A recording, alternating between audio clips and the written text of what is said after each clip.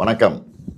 தமிழ்நாட்டின் வாசல் வர வந்துட்ட பேராபத்தை பற்றி நேற்று நான் வீடியோவில் சொல்லியிருந்தேன். তামিলনাড়ুতে কেন্দ্রের বিরুদ্ধে তীব্র সুর চড়ালেন এন.কে স্ট্যালিন।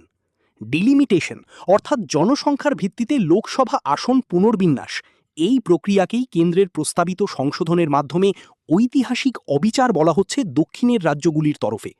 স্ট্যালিনের দাবি, দেশের উন্নয়নে অবদান রাখার জন্যই কি তামিলনাড়ু ও দক্ষিণের রাজ্যগুলিকে শাস্তি দেওয়া হচ্ছে? কেন্দ্রের আনা ডিলিমিটেশন সংশোধনী দক্ষিণ ভারতের রাজনৈতিক প্রতিনিধিত্ব কমিয়ে দেবে। বিন্ধ্য পর্বতের দক্ষিণে গোটা দক্ষিণ ভারত ক্ষোভে ফুঁসছে। এই সিদ্ধান্ত নিয়ে বিজেপি আগুন নিয়ে খেলছে।